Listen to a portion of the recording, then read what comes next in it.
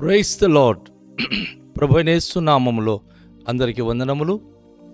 యేసయ్య మాటను ఈ కార్యక్రమాన్ని వీక్షించడానికి ప్రేమతో మిమ్మల్ని ఆహ్వానిస్తున్నాం.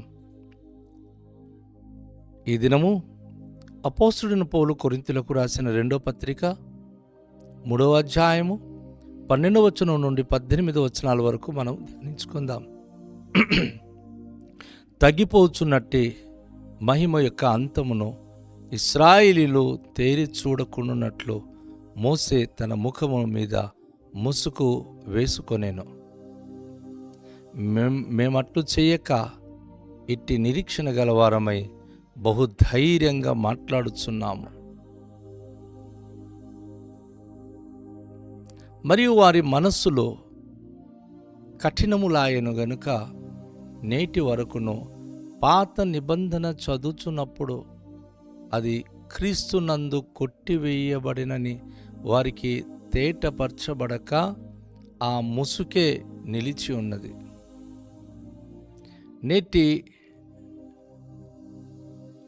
నేటి వరకును మోసే గ్రంథము వారు చదువునప్పుడల్లా ముసుగు వారి హృదయముల మీద ఉన్నది, కానీ వారి హృదయము ప్రభు వైపునకు ఎప్పుడు తిరుగునో అప్పుడే ముసుగు తీసివేయబడును.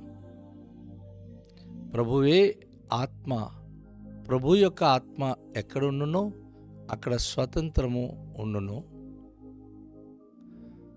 మన మందరము ముసుగు లేని ముఖముతో ప్రభు యొక్క మహిమను అద్దము వలె ప్రతిఫలింప చేయుచు మహిమ నుండి అధిక మహిమను పొందుచు ప్రభువగు ఆత్మచేత పోలికగానే మార్చబడుచున్నాము. ప్రభునందు ప్రియమైన వాళ్ళారా, ఈ వాక్య భాగంలో ఒక ప్రత్యేకమైన మాటను మనం గమనిస్తున్నాం. అపోస్తలుడైన పౌలు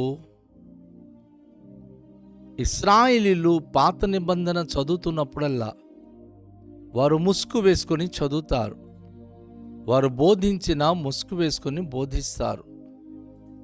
అపోస్తలుడు పౌలు అంటాడు, తగ్గిపోచున్న మహిమ యొక్క అంతమును ఇశ్రాయేలీయులు తేరి చూడకుండునట్లు మోసే తన ముఖము మీద ముసుగు వేసుకున్నాడు.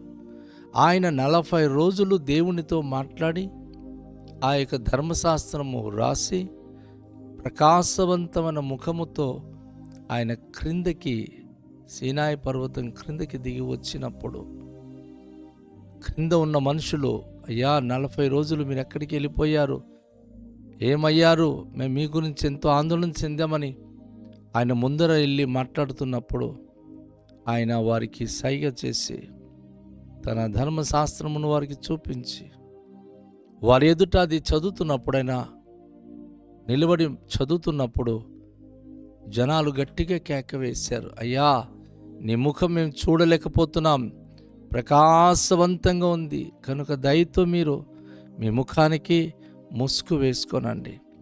మీరు ముసుగు వేసుకుంటే మీ ముఖము ఆ మహిమ దాచుకుంటే మేము మీ మాట వినగలమని చెప్పి ఆయనకి ముసుగు వేసుకోమంటే అప్పటి నుంచి మోసే ధర్మశాస్త్రం చదివినప్పుడు ముసుగు వేసుకోవడం ప్రారంభించారు.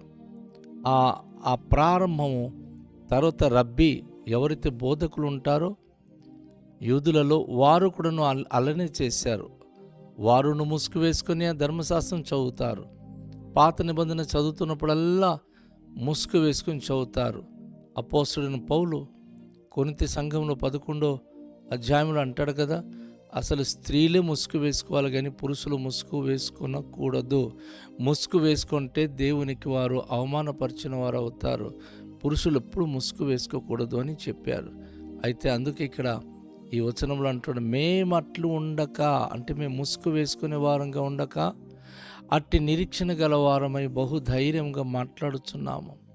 ఇట్టి నిరీక్షణ, దేవుని మహిమ మా ద్వారా అనేక మంది చూడాలి.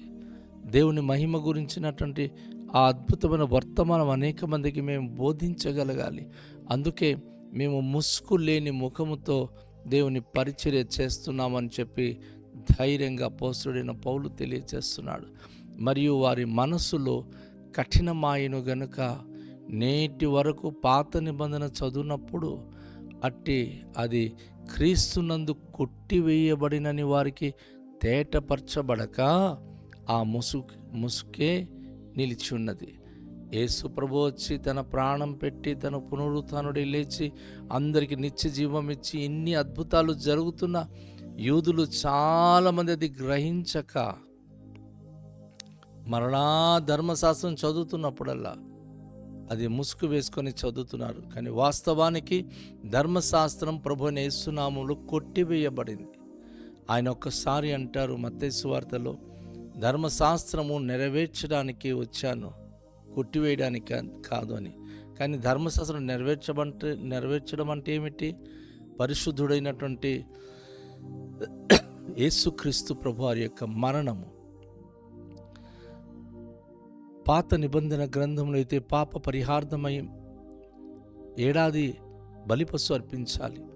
కానీ క్రొత్త నిబంధనలో క్రీస్తే బలిపశుగా బలి అయి ఆ యొక్క పాత నిబంధన ఆచార కర్మకాండాలను కొట్టివేసి తను మరణము ద్వారా అందరికీ ప్రభు దగ్గరికి, తండ్రి అయిన దేవుని దగ్గరికి తీసుకొచ్చి ఉన్నారు. ఆ విషయం వారికి తెలియక ఇంకా క్రీస్తు వస్తాడని ఆ ముసుగు వేసుకొని వారు చదువుతున్నారే కానీ వారు గ్రహించలేకపోతున్నారు. నేటి వరకును మోసే గ్రంథము వారు చదువుతున్నప్పుడల్లా ముసుగు వారి హృదయముల మీద ఉన్నది. కానీ దేవుని యొక్క వాక్య ప్రకారంగా వారి హృదయము ప్రభు వైపునకు ఎప్పుడు తిరుగునో అప్పుడు ముసుగు తీసివేయబడును.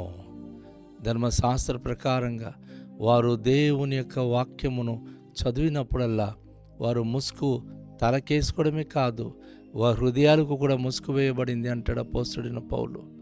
దాన్ని బట్టి దేవుని యొక్క ప్రకాశవంతమైన దేవుని వాక్యం, దివ్య వాక్యం వారు గ్రహించలేక జీవిస్తున్నారు. వారు ఇప్పుడు వరకు వారి మనస్సులో ఆ ముసుగు మాత్రం వదలట్లా. అయితే ఏ రోజైతే వారి హృదయంలో ఆ ముసుగు తీసివేయబడుతుందో, ఎప్పుడైతే వారు ప్రభు వైపు తిరుగుతారో అప్పుడు వారు ముసుగు తీసివేయబడుతుంది. ప్రభు తట్టు తిరిగిన వారికే వారి ముసుగులు తీసివేయబడి వారు ప్రభును స్పష్టంగా గ్రహించగలరు, ప్రభు మహిమను చూడగలరు. అది దేవుని యొక్క వాక్యం ద్వారా మనం చూస్తూ ఉన్నాం. దేవుని యొక్క వాక్యంలో మనం గమనించినప్పుడు ప్రభువే ఆత్మ, ప్రభు యొక్క ఆత్మ ఎక్కడ ఉండునో అక్కడ స్వాతంత్రం ఉండునో. గొప్ప మాట. రాతి దేవుడు కాదు మన దేవుడు, ఆత్మస్వరూపి అయిన దేవుడు. ప్రభువు ఆత్మ గనుక యేసు ప్రభువారు అన్నారు, ప్రభు ఆత్మ గనుక ఆయనను ఆరాధించువారు ఆత్మతోనూ సత్యముతోనూ ఆరాధించాలని. ఈ వాక్యమును మనం చూస్తున్నప్పుడు ప్రభువే ఆత్మ. ప్రభు యొక్క ఆత్మ ఎక్కడ ఉంటుందో అక్కడ స్వాతంత్రం ఉండును. ఎలాంటి అక్కడ ఆటంకాలు, అవధులు, ఎలాంటి కట్టడాలు ఉండవు. ప్రభు ఆత్మ అందరికీ స్వాతంత్రంనిస్తుంది. స్వతంత్రమైన నియమము, స్వతంత్రమైన జీవిత విధానము, స్వతంత్రమైన స్థితి ప్రభు యొక్క ఆత్మ ఎక్కడ ఉంటుందో. ఈరోజు సంఘాల్లో దేవుని యొక్క ఆత్మ లేకపోవడం బట్టే సంఘాలు కట్టుబాటైపోయి రకరకాల విధమైనటువంటి కట్లతో కట్టబడి ఆత్మీయంగా ఎదగలేకపోతున్నారు. విశ్వాసికి విశ్వాసి ప్రేమ చూపలేకపోతున్నారు. సంఘానికి సంఘము ప్రేమ చూపలేకపోతున్నారు. ప్రభు యొక్క ఆత్మ ఉండి సంఘంగా ఉండాలి. మనమందరము ముసుగులేని ముఖముతో ప్రభు యొక్క మహిమను అద్దము వలె ప్రతిఫలింపచేయుచు మహిమ నుండి అధిక మహిమను పొందుచు ప్రభువగు ఆత్మచేత ఆ పోలికగానే మార్చబడుచున్నాము. అపోస్తలుడు పౌలుకున్న ఆశయాలు, భారము ప్రతి క్రైస్తవ విశ్వాసి ముసుగు లేని వారుగా ఉండాలి, లొసుగు లేని వారుగా ఉండాలి, ఆత్మీయులుగా ఉండాలి. అందరూ కూడా దేవుని యొక్క ఆ మహిమలో అద్దము వలె ప్రతిఫలింపచేయాలి. పరిశుద్ధాత్మ మన హృదయంలో ఉన్నప్పుడు మన ముఖము తేజస్సుగా ఉంటుంది. అందరితో ప్రేమగా అన్యోన్యతగా ఉంటాం.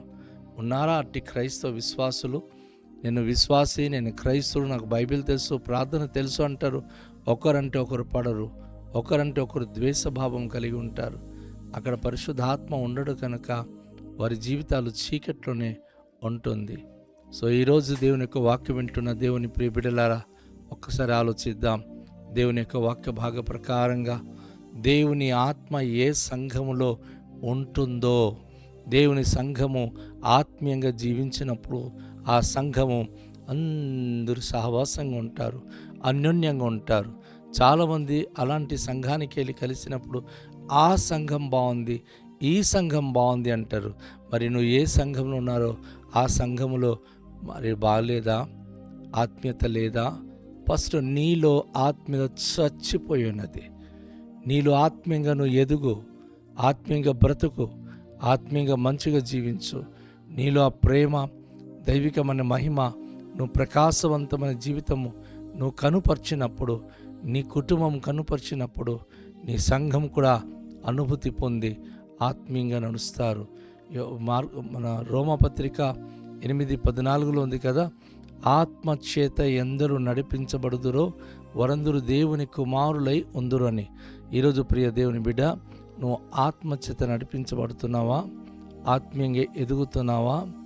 ఆత్మస్వరూపి ఆ అనుభూతి కలిగిన వారి దేవునికి మహిమకరంగా జీవించేవారుగా ఉండగలుగుతున్నావా?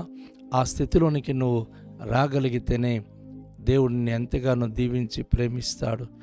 దేవుని యొక్క కృపతో నువ్వు నింపబడతావు. దేవుని అద్భుత దీవెన నీ జీవితంలో పొందుకోగలుగుతావు.